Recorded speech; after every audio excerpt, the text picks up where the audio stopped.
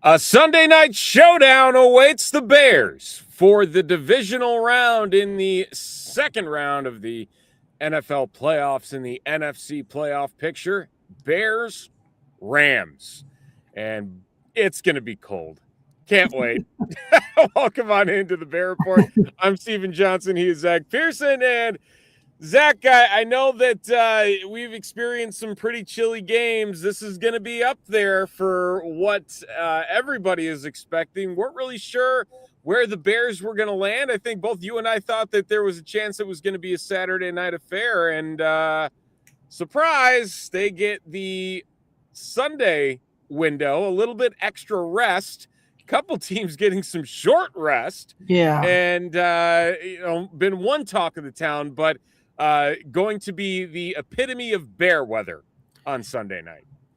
I am 0 for 2 on playoff predictions in terms of when they're going to play and all that, because I don't know, everything that I thought made sense just goes the opposite way. So, yeah, I guess since last time we talked, we found out now it's 5:30 local time, Sunday Night Football broadcasted on NBC. The Football Night in America crew will be there. And one way to look at it is the Bears will know if they're either hosting the NFC if they have the chance to host the NFC Championship game, or they have a chance to go to Seattle for the NFC Championship game if they win, because the Seahawks and 49ers play on Saturday night. So, yeah, it'll be a good one, man. It'll be a fun one on the lakefront. First time these two teams have met since in the playoffs since the Super Bowl season, where the Bears beat the Rams to go to the Super Bowl. Yeah, we'll see how it goes, but another home game for the Bears and another opportunity to get a big playoff win here. Yeah, 1985, the NFC Championship game, as many Bears fans are familiar with, 24-0, the Bears' first NFC title and first time in NFL history that a team recorded consecutive shutouts in the same postseason. So a lot of history there the last time these two teams played, and obviously a significantly different time this time around, given that the Rams walk in as a considerable favorite in this game as well. That a lot of folks saying, can the Bears defense stop much of anybody? And the Rams offense has been a force to be reckoned with for the vast majority of the season, arguably the MVP favorite. Matt Stafford walking in and to his old division rival after spending many years with the Detroit Lions, and again, one of the best, if not the best, wide receiver duos in the league in Puka Nacua and Davante Adams, that are going to give the Bears secondary, which has struggled mightily here over the course of the season, some pretty good fits once they hit the field running Sunday night. I guess, yeah, that's your big worry for the Bears. If you're looking at this, you look at what the Rams have on offense with Matthew Stafford, Kyron Williams, and then you have the two-headed monster at wide receiver with, Puka Nacua, Davante Adams, and you look at the Bears secondary, and it's one that's, struggled big time, at times this season. So it's going to be a challenge for Dennis Allen again. Obviously no disrespect to Green Bay or anything like that, or San Francisco recently, but yeah, the Nacua Davante Adams combination is probably the best wide receiver combination left, I'd say, in all the playoffs, right? Like looking at all the teams, I can't think of one that has a better. Houston, the Patriots, the Bills, nope. The Broncos, nope. Maybe the Bears are up there with them, I guess, or close to. They might be number 2. Yeah, you got to give the edge to the Rams, and it'll be interesting because we saw against the Packers, they didn't go to Kyler Gordon until the second half, really. They didn't go to Tyreek Stevenson really till the second half. Will Dennis Allen switch that, and those two guys will start? Will they go with, Nashawn Wright and Jalen Johnson again with Nick McLeod in the slot? Will C.J. Gardner-Johnson be able to play? Is he still in concussion protocol? A couple of questions to answer and just a couple early things on what we might see from Dennis Allen. Yeah, getting CJ Gardner-Johnson back is going to leave the Bears in an interesting position they haven't necessarily faced this year, and that being having both CJ Gardner-Johnson and Kyler Gordon healthy at the same time, which gives you that depth. And I would have to hope would mean that Nick McLeod doesn't see the field. We'll see if that ends up Yeah. happening. But going back to Kyler, we all know that he did struggle on Saturday night against the Packers. He allowed 5 completions on 11 targets for 84 yards and a touchdown, a 102.1 passer rating against when targeted. But and this was the interesting thing, because you look at what C.J. Gardner-Johnson and his inefficiencies as a corner, and it's all been keeping up with the faster receivers in the slot. But he's been okay Yeah. this year. He's only allowing an 89.3 pass rating against him. But the question is, can he get through those final stages of the concussion protocol? And I'm with you. I don't know what to expect, what Dennis Allen is thinking for this, because, again, for the third straight week, Puka Nacua is a guy that is going to give you fits from every angle of the field, and you need to be ready to take him on. And the one thing I am curious about is, do we see more of those nickel and dime looks, and we see both C.J. Gardner-Johnson and Kyler Gordon on the field at the same time, as kind of this tandem that allows Dennis Allen to get a little bit more unique in his blitzing abilities and his blitz packages, that both of them are so good off the end and so good at jamming at the line of scrimmage that, for all we know, the Bears are on the precipice of kind of opening up a new option to them that can help a struggling defense. Yeah, and the Rams have a little speed. Like Tutu Atwell is probably their best speed wide receiver.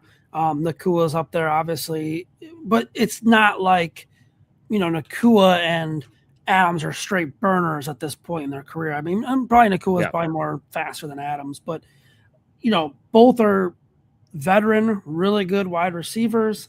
And I think it kind of goes back to what we said against this Green Bay team. You're going to have to get pressure on Matthew Stafford. And I think a big key here is Jordan Love had the ability to escape. He's a better running quarterback than Matthew Stafford is. Matthew Stafford at this point in his career is a statue in the pocket. It is what it is. He's not going to want to get hit. It's going to be cold. You bang him up a couple times early in that game, you might be able to get into his head and rattle him a little bit. Now, if he comes out hot and they're throwing the ball over the field and they're running the ball efficiently and they're hitting their tight ends, Ferguson and Parkinson, it could be an issue for Dennis Allen. So I think he's going to have to find a way to avoid the slow start on defense. As the playoffs go on, you're going to play better teams. You can't fall behind 21-3. I know the Bears have a lot of good comebacks, but eventually you got to get off to a good start offensively and defensively. And I think this is the perfect game to do that. I think you come out, you get pressure on Stafford, you force a couple 3-and-outs, you hit him a couple times, not late, but even if he releases the ball within the rules, hit him, show them that you're there. And then on offense, maybe, it helps set the tone there a little bit as well.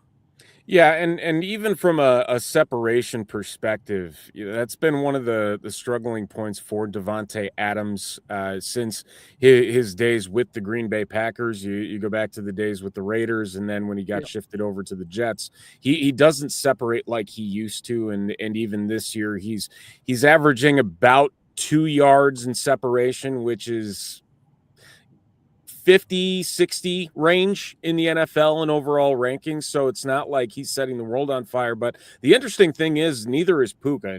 But it's a guy that is willing to get physical. And we know that that's a piece to this Bears team that's what they are, very physical. They if you can't get away from them, they're going to make you pay in one way or another. And with a guy like Matt Stafford, like you said, he doesn't have the elusiveness that Jordan Love did. It feels like it's a matchup that plays better for what the Bears can do versus what they can't do. Because I mean, we've seen time and time again, like any mobile quarterback or a quarterback that can show the slightest feint of of mobile ability, it's not going to end well for the Bears. Like it's just not, and it's frustrating to watch because after a while you just kind of want to say, okay, how many more times do we need to see this before we say, all right, that's enough. Well, and you know, you don't want to give him all day to stay in the pocket. That's not what we're saying either. Like, right. you got to get pressure. But I think he's obviously a pocket quarterback. He's a guy that's not going to scramble. But if you give him enough time, he's going to find the open receiver. He can still throw the ball, like you said, probably the leading candidate for MVP. And there's a big reason why. You know, he can beat you deep, he can beat you short, he can beat you over the middle. He could still make all the throws he was making earlier in his career, which Bears fans are familiar with in his time in Detroit. So, yeah, for Dennis Allen, you got to get pressure. You got to get it early, and you cannot let him pick you apart. And I think slowing down the run is going to be big too, because if the 49ers can't pass and you could somehow slow down Kyren Williams and Blake Corum, I believe he's healthy now, you should have a shot to win this. And I think, you know, it's another game where it's going to be a fired up crowd. First divisional playoff game at Soldier Field since 2010, right? Yep. Yeah, it's 2010. So, you know, it's been a long time. And if it's anything like it was Saturday night against Green Bay, I mean, that should play a big factor in this as well for the road team. Yeah, absolutely. Looking at Matt Stafford's stats this year, he finished with a 65% completion percentage, 4,707 yards, 46 touchdowns, and just 8 interceptions, the highest quarterback rating of his career at 109.2 for what he was able to put together. And you mentioned Kyren Williams, just as strong this year, just short of his career high in yards, but did it with a lot less attempts. He only had 259 attempts this year compared to 316 a year ago. 1,252 yards and 10 touchdowns for a 4.8 average, and he'll take it out of the backfield too. He had 36 receptions. So the nice thing that the Rams have going for him is they have 2 guys out of the backfield willing to be those receiver type players. So you're not necessarily looking at a guy back there next to Stafford and saying, okay, more likely could be a pass here. It's no, whether it's Corum or whether it's Williams, the Bears need to be ready to go, because this could unravel quickly just for some dink and dump, you know, plays for 2 very talented running backs that the Rams have at their disposal. Yeah, and we saw a little bit Josh Jacobs in the first half of that game kind of, you know, pound the football against the Bears. They got their touchdowns on throws, but second half the Bears shut them down. I think that's kind of got to be the same game plan. But with the Rams, you know, and Stafford, he's had a couple, not like full out stinkers, but like the first game against the Seahawks, he wasn't very good. The game on Monday Night Football against the Falcons, he wasn't very good. So yeah, I mean, but you know, he's also had really good games, and he's an MVP candidate for a reason. So yeah, you just have to be careful with him, and you know, you look at him in the cold, and I wonder at this stage in his career how much that is a factor, because like we look at the numbers, not a lot of games in the cold, right? I can't believe this, and it was hard for you to believe too when I was reading this over before we came on the air here, that he has only played in 6 career games when the temperature at kickoff was 32 degrees or colder. 6 games. The entire time, all the years in the NFC North. Yes, he plays in a dome now. He played in a dome in Detroit, but for as long as he's been around, that's frankly shocking, even given, you know, the years that he made the playoffs as well, that there weren't more opportunities for him to get outside. He is 3-3 in those 6 games, but he has thrown for 15 touchdown passes and only 3 interceptions. Wow. For 1,519 yards through the air. That does not include a 324-yard, 2-touchdown pass performance in the Rams-Eagles playoff game last year that the Rams lost to 22. This will be the coldest game that Matthew Stafford has ever played in on Sunday night. Right now, if the weather holds, which it's Chicago weather, it's winter, we are looking at around a 10-degree for the actual temperature, and then a wind chill of -6.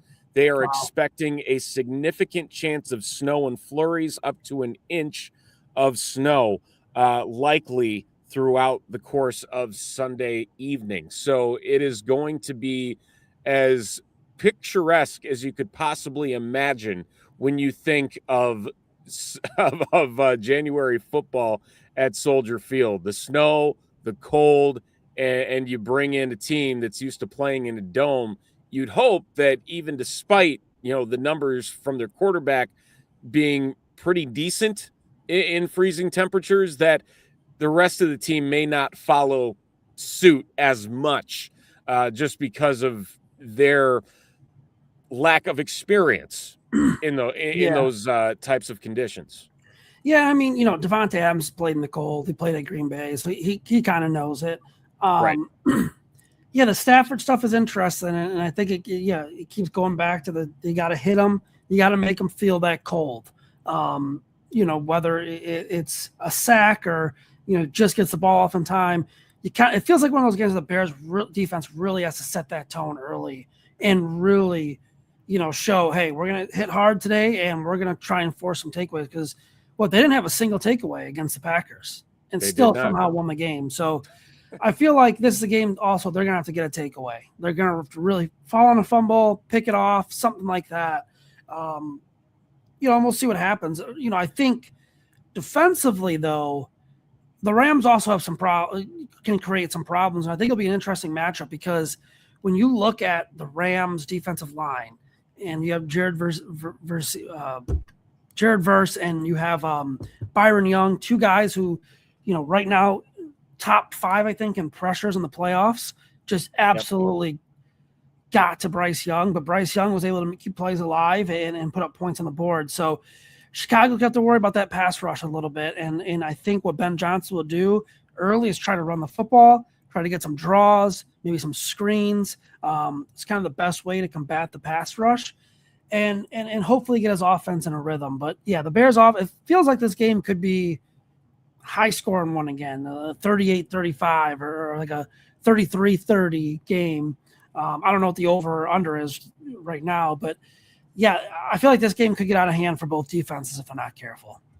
Yeah, speaking of the Rams defensive line and what they bring, looking at their stats for this year, Byron Young leading the team with 12 sacks, 12 tackles for loss. Jared Verse, 7.5 sacks and 11 tackles for loss.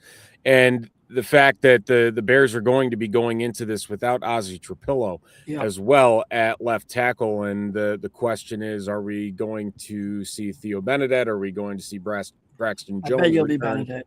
Yeah, because Braxton Jones, he did get activated off of IR today. So he will be active. The over-under, by the way, is 49 points. Wow. The Rams are 3.5-point favorites. So that puts the Bears at a plus 165 on the money line to win on Sunday night. So that usually you get 3 points for being the home team. So count 6 on the swing there. And that number was 4.5 when it opened. So I'm guessing the money came in on the Bears early. Yeah, and probably. It's going to 3.5. But I mean, the Bears are probably I haven't looked at that either, but they're probably 4th best odds to win the NFC right now. And I imagine 6th in the 6th or 7th of the teams left to win the Super Bowl. I'm guessing. I mean, maybe last, right? Maybe they might be. It might be last. Yeah, I didn't. So let's see here. According to DraftKings, where are they at here? The Seahawks are the favorite. The Rams are the second favorite. So it goes in order: Seahawks, Rams, Patriots, Bills, Broncos, Texans, Bears, 49ers. Oh, because below of the Bears. Yeah, the losing George Kittle, but as the Bears know, Jake Tonjes, former Bear, can fill in just fine when you go up against a pathetic defense. If the Bears want to get to the Super Bowl, they have to beat the NFC West. That's just how it is, because it's 3 NFC West teams and the Bears. So yeah, I mean, going back to that line, yeah, I guess that's what Vegas kind of thinks of the Bears right now, where you get the 3 points and it's probably a 6-point game, real line for the Rams, which I'm a little shocked. I'm actually shocked the over-under is only 49. Seems kind of low. I don't know. Seems low. That's what, like a 26-24 game? That's doable. Like, that is very doable. Yeah, it seemed well, Alex Smith thinks that the Rams are going to hang 50 on them anyway. So yeah, that's whatever. Yeah, offensively though, I'm curious to see if the Bears can get off to a hot start, a fast start, and kind of build that momentum. Like, coming out strong and not wait until the fourth quarter would be huge in this game. We all love the comebacks, all that, but at this point, you want to see them start strong. And I think, like I said, if they could start strong, just get a 7-10 lead, 10-point lead, maybe early, and their defense is playing well, I think it's only going to do good things for them the rest of the game. But it's an interesting one. There's some very interesting matchups. The Rams defense can get some pressure, but I don't, correct me if I'm wrong, I don't think their secondary is very great. Like, it's definitely vulnerable. So there's an opportunity right there for the Bears. And I think with Rome Odunze now getting his feet kind of back underneath him a little bit in that game against the Packers, I think he's going to have a bigger impact. And Colson Loveland, which linebacker is going to be able to cover him? I think the Bears will look at that matchup, and if they can't exploit that, just opens up things for DJ Moore and Rome Odunze and Luther Burden. Yeah, it definitely does. The Rams in total defense this year, sitting smack dab in the middle of the pack, 16th in yards allowed. In the passing game, they are a little bit worse, sitting at 20th at 216 yards allowed through the air. The rushing game a little bit better. They sit at 110, which puts them just outside of the top 10 in rushing yards allowed. So they are a stout rushing defense compared to the standard, and then also the points per game. They're one of the better teams. They do sit right at the edge of the top 10 at 20.4 points allowed. So one of those bend but don't break methods, I guess, is what similar to the Bears. Yeah, very in that regard, yes. And again, a coaching staff that is very well versed as well and highly regarded, with Mike LaFleur, the offensive coordinator, and Chris Shula at defensive coordinator. So two guys that have been talked about in circles as potentially being head coaches next year, and Shula carrying that Shula name from his grandfather, and everything that has been a part of NFL history with the Shula name. So it's not like it's necessarily a pushover team by any means on the defensive side of the ball. The offense is going to have their hands full, and more so than what they.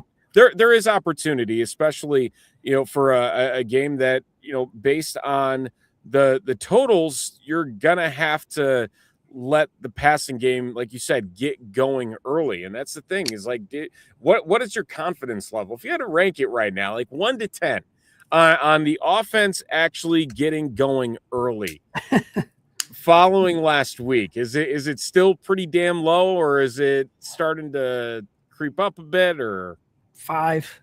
Okay. Yeah, I think like that's the easy way out, but like I think it could go either way. Like, I could see them building that momentum from last week and having the home crowd and knowing what's at stake. But I could also see them first drive, march on the field, and they have to settle for a 30-yard field goal or something like that. I could see it going both ways. I mean, maybe by Friday I might be a little lower or higher. I don't know. I'm more worried about the defense. I'm probably at like a 3 or a 2 in terms of confidence that they could stop this Rams offense right now. Yeah, and the question then becomes, because Jalen Johnson pretty much came out and said it today or yesterday, saying, "Yeah, I'm not 100%." Yeah. Like Oh yeah. I don't want to look at any social media that say I suck and I'm not doing my best out there. Like I'm not going to be 100%. I need to have a full season. And you think about it, and you look at who could be out there. I still am irritated by the lack of Tyreek Stevenson, given Yeah. all of the struggles. But at the same time, I do know that if you're going to put three corners out there, Jalen probably still is one Yeah. of those top three, all things considered. And now, how much is that going to be exposed again Yeah. for what these receivers can do? Well, you know, I think the argument would be you're probably debating between Nashawn Wright and Tyreek Stevenson because you're going to go Gordon, you're going to go Jalen. I think Dennis Allen will probably rotate them again. And, you know, it's tough because Jalen Johnson did not have a full training camp. He had no preseason. He had no week one. He had a first half against the Lions. And now you're expecting him to go out and ramp up and be full go. And keep in mind, it's cold. The muscles tighten up when it's cold. And that's very tough. So, yeah, I mean, same thing with Kyler Gordon. I mean, did half a training camp, nothing in the preseason, a couple games, then back on IR. You know, he hurt the in warm-ups, like was it in Green Bay, cold game. So yeah, you know, I think honestly you have to give Tyreek some more reps out there. And if CJ's back, I think we'll see more dime looks too. I think we'll see a combination because, you know, Kyren Williams, like you said, can catch the ball in the backfield. Their tight ends can catch the football. Their wide receivers can catch the football. So you might be going a lot of dime and just pray that, hey, we need Montez Sweat to get to the quarterback. We need Austin Booker to get to the quarterback because we know Tremaine Edmonds can't guard Tutu Atwell. He's not going to be able to guard Kyren Williams fully. So we're going to have to get some secondary guys in there. Yeah, and we haven't even talked about the tight ends for this Rams team, specifically Colby Parkinson. Like the dude is coming to play. He has been a strong player along with Terrence Ferguson, who they actually drafted this year in the second round out of Oregon. But Colby Parkinson just having some incredible catches in the playoffs here and had a huge touchdown catch against the Panthers. Just 2 catches for 34 yards. But you literally have 3 guys on this roster in Terrence Ferguson, Tyler Higbee, and Colby Parkinson, where it's similar to what the Bears have at tight end, where you have Cole Kmet, Colston Loveland, and Durham Smythe, where 3 guys that are going to be used heavily, and it is anybody's guess in what shape or form, because they all kind of have that shiftiness ability to move from receiver to blocker. And it's almost kind of like looking in the mirror at a position almost for how not only Ben Johnson utilizes his, but how Sean McVay utilizes his tight end group as well. Yeah, and like you said, I mean, it's very similar. And Parkinson has played really well. He had the go-ahead touchdown, right, against the Panthers. I believe it was at the end. Yeah. And, you know, Ferguson's been a good pick when they be able to stay healthy for both of them guys. So, yeah, I mean, but I also like, despite the defensive deficiencies or anything, like, I have that like sense of trust in Ben Johnson. Like, I'm not as nervous going into some of these games because I just trust he's got the game plan ready and he's going to understand, because he's an offensive mastermind, and he could also maybe give some advice to Dennis Allen. Hey, this is what this looks like, things like that too. So yeah, I don't know. I'd be shocked if this was like a blowout. I'd be shocked if the Rams went up and down the field all day. I think we're at the stage now where it's just a lot of good teams. I think the Bears have earned that right to say they are a good team. Yeah, and a very strong contrast from last week between Ben Johnson and Matt LaFleur. That Sean McVay and Ben Johnson throwing barbs of respect Yeah. at one another. And even Sean McVay saying, being asked what stands out about Ben Johnson's system and the rapport with his young quarterback and Caleb Williams, saying, I think the guys that do the best job are the ones that you can see there's a true understanding of what defenses are doing and an intent to try and be able to manipulate a lot of the rules and the coaching points to really try and attack your front mechanics, your coverage contours, understand some of the percentages of what you're doing situationally, and then being able to maximize his players' skill sets. I think he's got a timely feel for wanting to be able to mix in some things like he did with the screen and go that allowed them to take the lead the other day. We're excited about these challenges. This is what it's about. Here we go. So it is a very much a strong respect and somebody that Sean McVay has kind of kept his eye on for just trying to say, okay, we need to make sure we don't let our guard down like so many teams have done against the Bears this year. But this is also a Rams team that has lost some games in some pretty embarrassing ways. Yeah, I mean, they'll leave the door open for you, and that's one thing we know about this Bears team is if you leave that door open, even just a sliver, like they're going to take advantage most of the time. And I'm curious if the Rams, will learn anything from watching the Packers tape against the Bears last week in terms of not closing out the game properly, the offensive play calls, things like that, maybe even defensively. Because like I said, the Rams, they've lost some pretty interesting games, I'd say, this year. And I mean, I think even last year too, didn't they? They lost some really like tough ones at the end.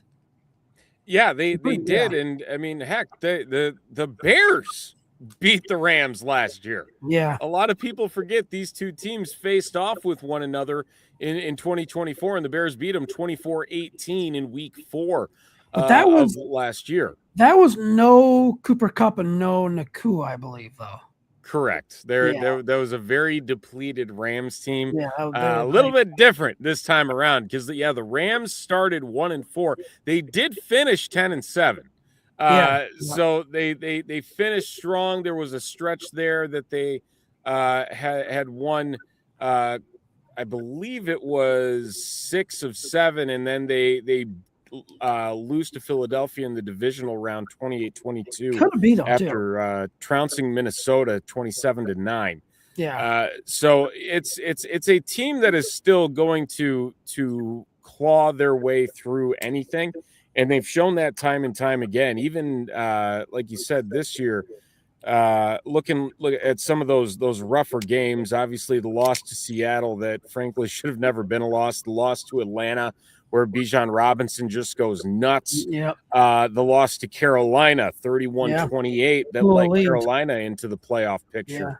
San Francisco losing in OT, and then against Philadelphia week 3, they blow that one too. And they blew last week too. Right. Yeah, they were up 14 or 7-0, something like that. And they let the Panthers right back in it. So yeah, I mean, in that playoff game last year, obviously different now. They have Devontae Adams and stuff like that, but they very well could have won that game at Philadelphia. So they have road playoff experience. Matthew Stafford has the experience now. He's played in a Super Bowl. He's won a Super Bowl. McVay's coached in 2 Super Bowls. So yeah, they're no pushover. It's going to be a tough challenge for the Bears on Sunday night. That it will be. And so we have cold weather. We have a NFC West team that is making a second cross-country trip in the same amount of weeks here. Do the Bears pull off another, by Vegas's eyes, upset and punch a ticket to the NFC Championship game? I picked the Bears last week. You picked against them, right? Yes. I'm going to pick against them this week. I think the Rams are going to win. I think Nakua and Adams are just too much for the secondary. I think we're going to see some where the Bears are going to focus their attention to on the offseason with this defense. I think it's going to be close, though. I think it's going to be like a 30 – I'll say like 30-24 Rams. Okay. I think the Bears come back, but fall short. Yeah, I'm around that same mindset. I need to see it to believe it, and for as enjoyable as that second half was, watching the defense come alive and be able to shut down Green Bay in the ways that they did, holding them to 6 rushing yards in the second half. This is going to be a significantly more difficult test for them, and I'm not sure they're up to the level to stop the Rams and what they need to do. We can say that, Matt Stafford isn't great in freezing cold weather. We can say that Sean McVay has not won at Soldier Field in his 2 visits here so far as a head coach. But unfortunately, I think I'm with you. I think that changes on Sunday night. I hope I am wrong. I'm looking at 33-26. I think that there will be that last few minutes where there's that option for the Bears to potentially get back into it. But, Puka Nacua and Devontae Adams finding the fountain of youth this year has been a game changer for the Rams. I think if the Rams get by this game, that they are probably the team that goes to the Super Bowl in the NFC. They just have that moxie about them. And you hope that for what the Bears did last week, that they can carry that confidence into this week, and knowing that, they really need to be on their A game from start to finish. And I hope that is the case, but seeing is believing. And I think we need to see the full package put together in order to say, okay, we feel confident about the Bears' chances walking into this game Sunday night at Soldier Field. Yeah, you also have to worry about the hangover from this week. Emotional game. I trust Ben Johnson. I trust the players. But it's a real thing. But yeah, I think the Rams I think they're the better team right now, but I think the Bears have the brighter future moving forward. Yeah, I tell you what, and I hate making these comparisons, but this feels so much like the 2015 Cubs. And I know a lot of people have made it. Where it's like they're ahead of schedule with where everyone's expecting them to go. They vanquish their biggest rival in the postseason, and then they follow it up with just laying an absolute goose egg in the following round. And again, I'm hoping that's damn you, Daniel Murphy. Getting swept by the Mets. Damn you. What? So that's my main concern is like you kind of said it out loud there. It's like you don't want to see it.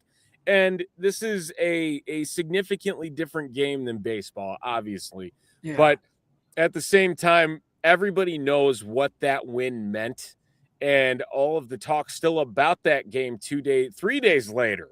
And just the overall after effects of how the Bears kind of carried themselves from that. And, we can cry and whine all we want with certain fan bases saying, hey, he swore. It's they're posting Aaron Rodgers highlights. That's how down bad they are. It's crazy.